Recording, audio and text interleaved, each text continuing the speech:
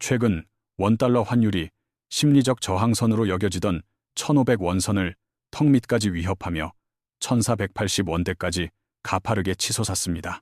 이는 마치 한국 경제의 엔진룸에 시뻘건 경고등이 켜진 것과 같으며 우리 경제 전반에 거대한 하방 압력을 가하고 있습니다. 상황이 급박하게 돌아가자 정부와 한국은행은 서둘러 합동 브리핑을 열고 시장을 향해 전례 없이 강력한 구두 개입 메시지를 던졌습니다. 당국은 원화의 과도한 약세가 결코 바람직하지 않으며 시장 내의 일방적인 쏠림 현상을 매우 면밀하게 주시하고 있다고 강조했습니다. 특히 정부의 강력한 의지와 구체적인 정책 실행 능력을 곧 확인하게 될 것이라는 단호한 표현까지 덧붙이며 투기 세력에 경고했습니다.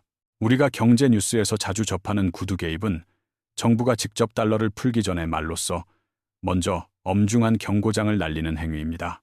더 이상 선을 넘지 말라는 무언의 압박이자 정부가 시장을 지키기 위해 가만히 있지 않겠다는 강력한 참전 신호이기도 합니다. 그런데 이번에는 단순한 말에 그치지 않고 시장이 가장 민감하게 반응할 수 있는 실질적인 유인책인 당근 카드까지 함께 꺼냈습니다.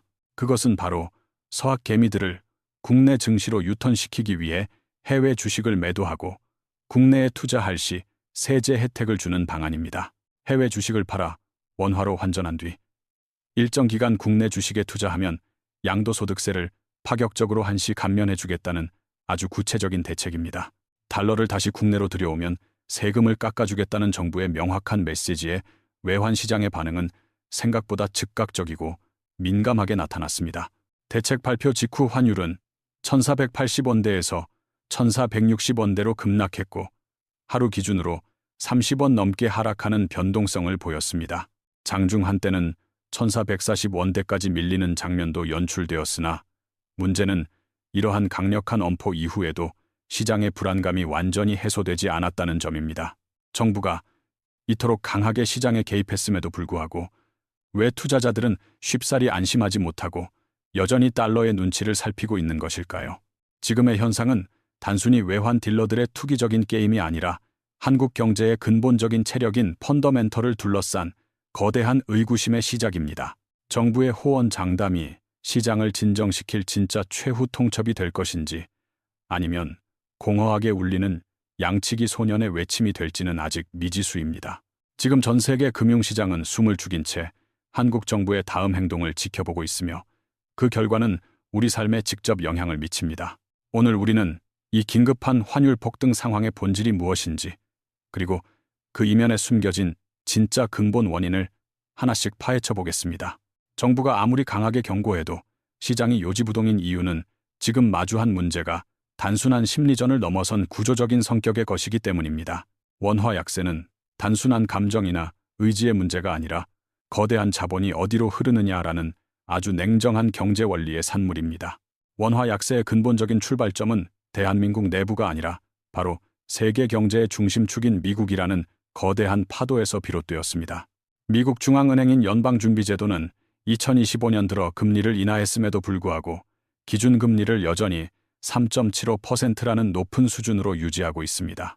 반면 한국은행의 기준금리는 2.50% 수준에 머물러 있어 한미 간 금리 격차는 1.25%포인트라는 유의미한 수치를 보입니다. 이 숫자가 우리에게 던지는 메시지는 매우 단순하며 세계에서 가장 안전한 자산인 미국 국채가 원화보다 훨씬 높은 이자를 준다는 뜻입니다. 투자자 입장에서 환율 변동의 위험을 감수하며 굳이 이자가 낮은 원화 자산을 들고 있을 이유는 냉정하게 말해 어디에도 없습니다. 외국인 투자자들에게는 원화를 팔고 달러로 바꿔 미국으로 돌아가는 것이 수익과 안전을 동시에 챙기는 가장 합리적인 선택이 됩니다. 결국 달러는 계속해서 강해지고 원화는 구조적으로 약해질 수밖에 없는 흐름이며 이는 투기 세력의 장난이 아닌 글로벌 자금의 생리입니다. 문제는 여기서 그치지 않고 한국 내부의 구조적 취약점인 상대적으로 과하게 풀려있는 유동성이 원화의 가치를 더욱 끌어내리고 있습니다. 한국은 경기 둔화와 가계부채 그리고 부동산 시장의 불안정성 때문에 금리를 미국만큼 공격적으로 올리기 매우 어려운 처지였습니다.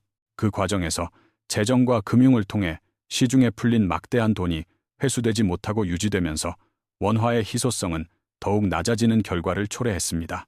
결과적으로 미국은 높은 금리로 전 세계의 돈을 블랙홀처럼 빨아들이고 있고, 한국은 낮은 금리와 풍부한 유동성이 결합된 기이한 구조가 되었습니다. 환율 시장은 이 조합을 매우 명확한 하락 신호로 읽으며 시중의 원화는 흔하고 달러는 귀하다는 인식을 시장 전체에 각인시켰습니다. 정부가 아무리 쏠림 현상을 주시한다고 경고해도 시장이 즉각 반응하지 않는 이유는 이 냉혹한 숫자와 구조적 결함 때문입니다. 투자자들은 정부의 의지나 말보다는 금리 차이가 그대로이고 유동성 환경이 변하지 않았다는 사실에 근거해 원화의 약세를 점칩니다. 지금 우리가 겪는 원화 약세의 본질은 밖으로는 미국의 고금리 압박이 존재하고 안으로는 완화적인 정책 환경이 충돌하며 빚어진 비극입니다.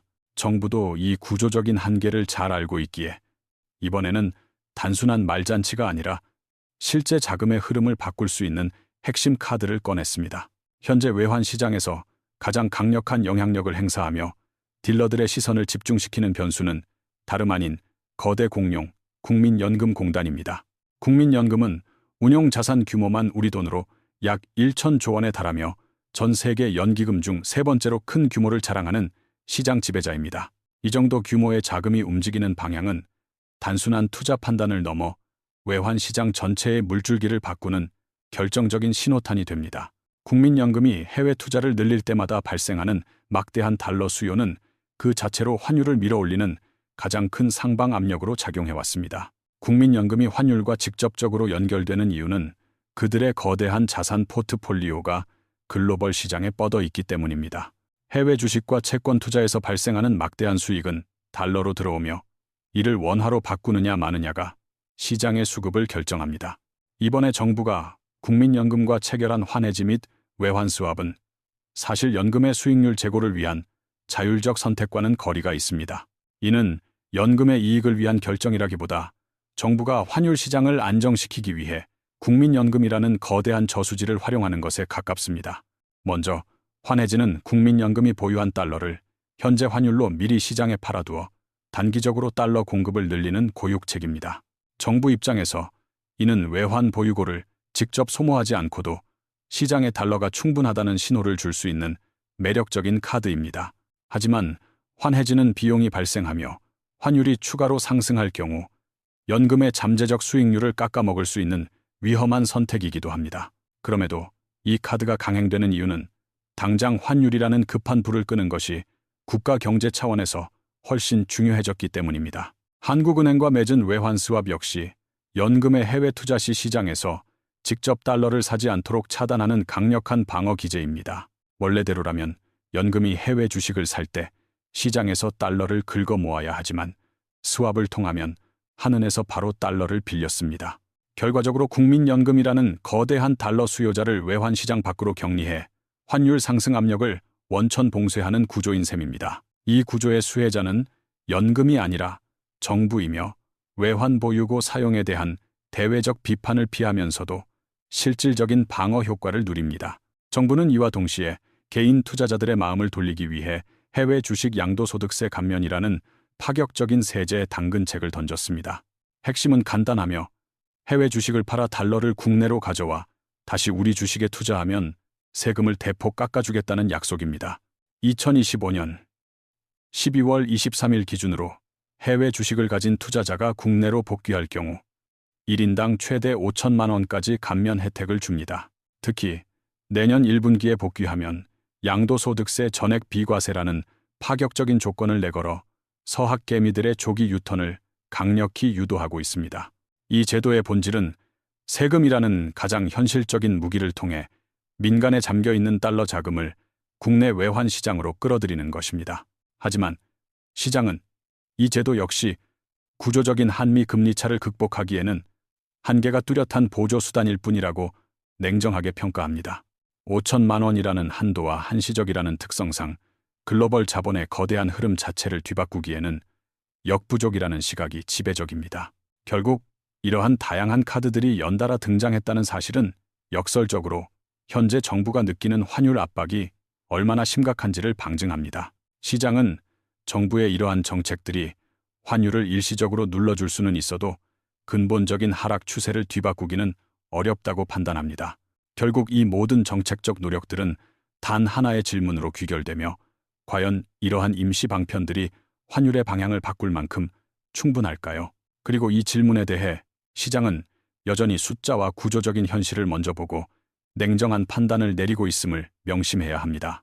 이제 우리는 정부의 입장을 넘어 이 상황을 직접 만들어가는 시장 플레이어들의 머릿속으로 깊숙이 들어가 보겠습니다. 첫 번째 플레이어는 바로 서학 개미라고 불리는 해외 투자자들입니다. 여러분 중에도 아마 이들 중 한 명일 것입니다.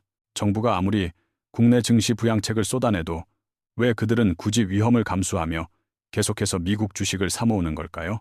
이는 단순히 애국심이 부족해서가 아니라 철저하게 계산된 이성적인 판단의 결과이며 합리적인 투자 전략의 일환입니다. 지난 몇 년간 한국 증시는 상당한 변동성을 겪으며 기술주 중심의 상승 속도에서 미국 시장과 확연한 차이를 보였습니다. 이 기간 동안 미국의 나스닥 종합지수는 인공지능 및 빅테크 기업들의 성장에 대한 기대로 꾸준히 높은 상승세를 이어갔습니다. 서학개미들이 가장 선호하는 엔비디아, 애플, 마이크로소프트와 같은 미국 대형 기술주들은 훨씬 가파른 상승 곡선을 그렸습니다. 이들 기업은 한국 증시를 압도하며 투자자들이 가장 선호하는 대표적인 성장 자산이자 안전 자산으로 자리매김했습니다. 서학개미들의 투자 전략이 영리한 이유는 바로 미국 기업의 뛰어난 성장성에 투자하는 것과 동시에 원화 가치 하락에 대한 보험 역할까지 동시에 노린다는 점입니다. 예를 들어 환율이 1200원일 때 100달러짜리 미국 주식을 샀다면 원화로 12만 원이 들었을 것입니다. 그런데 환율이 1400원으로 올랐다면 주식 가격이 변하지 않아도 같은 100달러는 14만 원의 가치로 불어납니다. 가만히 앉아 있어도 환차익만 약 16%가 생기는 셈이며 이처럼 환율 상승은 곧 투자 수익률 증가로 직결됩니다. 이러한 구조 덕분에 서학개미들은 미국 시장의 성장성과 원화, 약세, 해지라는 두 마리 토끼를 동시에 잡는 효과를 누릴 수 있습니다. 실제로 한국예탁결제원 자료에 따르면 2025년까지 국내 투자자들의 미국 주식 순매수 규모는 전년 대비 크게 늘었습니다. 특히 대형 기술주 테마에 집중된 투자 패턴은 이러한 서학개미들의 합리적인 선택이 통계적으로도 증명됨을 보여줍니다. 정부가 아무리 국내 증시 유인책을 내놓아도 많은 개인 투자자들이 미국 기술주를 통한 성장과 환율 리스크 관리를 동시에 추구하는 이유입니다. 동시에 이러한 관점에서 볼 때 이번 정부의 해외 주식 양도세 감면 정책이 과연 얼마나 큰 효과를 발휘할지는 여전히 미지수입니다. 두 번째 플레이어는 외국인 투자자들로 이들의 셈법은 개인 투자자들보다 훨씬 빠르고 냉정하며 거대한 자금력을 동반합니다. 이들이 한국 시장에서 투자를 망설이거나 돈을 빼내는 가장 큰 표면적인 이유는 앞서 언급한 한미 간의 금리 격차 때문입니다. 2025년 말 기준 미국은 3.75%의 금리를 유지하고 있지만 한국은 2.50%로 상대적으로 매우 낮습니다. 뉴욕의 거대 펀드 매니저 입장에서 보면 안정적인 미국 시장보다 한국 시장은 환율 변동과 지정학적 리스크라는 부담이 더 큽니다. 굳이 원화 가치가 떨어질 위험을 감수하면서까지 수익률이 낮은 한국 자산을 보유할 경제적인 유인은 사실상 거의 사라진 상태입니다. 실제로 최근 외국인 투자자들은 유가증권 시장에서 일주일 만에 7조 2,600억 원 규모의 주식을 순매도하며 역대급 이탈을 보였습니다. 이러한 대규모 매도세는 한국 경제의 기초 체력에 대한 신뢰 하락과 글로벌 리스크 회피 성향이 복합적으로 반영된 결과로 풀이됩니다. 외국인들은 한국 시장을 평가할 때 단순히 주가뿐만 아니라 금리 조건과 환율 전망, 그리고 국가 펀더멘털 지표를 종합적으로 고려합니다. 마지막 세 번째 플레이어는 실제 물건을 들여오는 수입 업체들과 외환 시장의 방향성을 결정짓는 전문 딜러들입니다. 이들은 환율이 더 높아질 것이라는 기대가 시장에 확산될 때 그 행동이 환율 상승을 가속화하는 일종의 촉매제 역할을 합니다. 수입 업체들의 환율 상승은 곧 원자재 구매 비용의 폭증을 의미하며 이는 기업의 이익을 직접적으로 갉아먹는 치명적인 변수입니다. 환율이 오르면 같은 달러를 사기 위해 더 많은 원화를 지불해야 하므로 업체들은 결제 시점을 앞당기려는 가수요를 창출합니다. 최근 환율이 1480원대를 기록하자 항공사와 제조업체들이 환리스크 대응을 위해 다급하게 달러 확보 경쟁에 뛰어든 것도 같은 맥락입니다. 환율이 계속 오를 것이라는 공포가 강해지면 업체들은 미래의 비용 부담을 줄이기 위해 시장에서 달러를 선점하려 애쓰게 됩니다. 이 과정에서 달러 매수 수요가 폭발적으로 늘어나면 외환 시장의 수급 불균형은 심화되고 원화 가치는 더욱 하락하는 악순환에 빠집니다. 한편 외환 딜러들은 정부의 구두 개입 메시지보다는 금리 차와 실제 수급 현황 같은 근본적인 데이터 지표를 절대적으로 신뢰합니다. 국내 수익률보다 해외 수익률이 월등히 높은 상황에서 딜러들은 자연스럽게 원화 약세 방향으로 포지션을 구축하고 이익을 쫓습니다. 이러한 하락 베팅 포지션이 시장에 계속 누적되면 원화 가치는 정부의 통제 범위를 벗어나 추가 하락 압력을 강하게 받게 됩니다. 이제 정부는 강단에 서서 국민들을 안심시키려 외치지만 시장의 플레이어들은 각자의 생존을 위해 냉정하게 계산기를 두드리고 있습니다. 이들의 합리적인 선택이 모두 달러를 향해 한 방향으로 수렴될 때 정부가 가진 정책의 힘은 급격히 약화될 수밖에 없습니다. 자, 이제 우리는 원달러 환율이라는 거대한 파도가 어디서 시작되었고 대한민국이라는 배가 이 파도를 막아낼 방파제를 가졌는지 들여다봤습니다. 국가 경제라는 거대한 배의 항로를 걱정하는 것도 물론 중요하지만 더 본질적이고 중요한 질문은 바로 우리 평범한 개인들의 삶입니다. 이 거친 외환의 폭풍우 속에서 내 월급과 퇴직금 그리고 피땀 흘려 모은 소중한 자산을 어떻게 하면 안전하게 지켜낼 수 있을까요? 막연한 공포심에 휩쓸려 섣부른 판단을 내리는 것이야말로 지금 이 시점에서 가장 위험하며 경계해야 할 태도라는 점을 기억해야 합니다.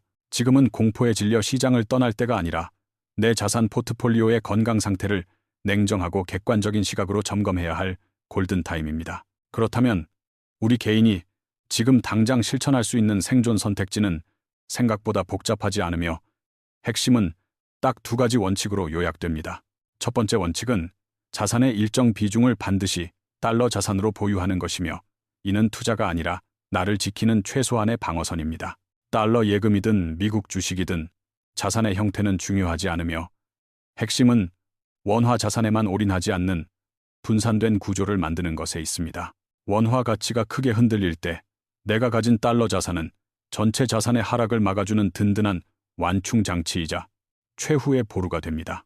과거의 금융위기들을 되돌아봐도 환율이 출렁이는 구간에서 달러를 보유한 사람과 그렇지 않은 사람의 삶의 질은 완전히 갈렸습니다. 내 소중한 자산의 일부를 달러라는 안전한 울타리로 나누어 두는 것. 이것이 변화무쌍한 자본주의 시장에서 살아남는 기초 전략입니다. 두 번째 원칙은 아무리 달러가 좋아 보여도 절대로 한 번에 모든 자금을 환전하지 않는 것이며 분할 매수의 지혜를 발휘해야 합니다. 환율이 불안정할수록 사람들의 마음은 조급해지기 마련이지만 역사적으로 환율이 비정상적으로 급등한 뒤에는 늘 정책적 개입이 뒤따랐습니다. 1997년 외환위기나 2008년 금융위기 때도 환율이 통제 불능처럼 보였던 순간마다 결국 시장은 안정화 단계를 거쳤습니다. 정부와 중앙은행은 국가 시스템의 붕괴를 막기 위해 결국 움직이며 그 과정에서 급등 뒤에는 반드시 가격 조정이 반복되어 왔습니다. 그래서 중요한 것은 신의 영역인 타이밍을 맞추려 애쓰는 것이 아니라 환율이 일시적으로 눌릴 때마다 조금씩 나누어 바꾸는 방식입니다. 고점에서 거액을 한 번에 환전하는 것은 투자가 아니라 도박에 가까우며 장기적으로 내 자산의 평균 단가를 낮추는 전략이 필요합니다. 환율은 단순한 감정의 영역이 아니라 글로벌 경제 구조와 국가 정책이 맞물려 돌아가는 냉정한 인과관계의 최종적인 결과물입니다. 역사는 늘 비슷한 패턴으로 반복되었고 그 반복되는 위기 속에서 끝까지 살아남은 사람들의 행동 원칙 또한 늘 비슷했습니다. 다가올 미래의 위기를 정확히 예측하려 애쓰기보다 어떤 폭풍이 와도 내 배가 침몰하지 않는 튼튼한 구조를 만드는 데 집중합시다.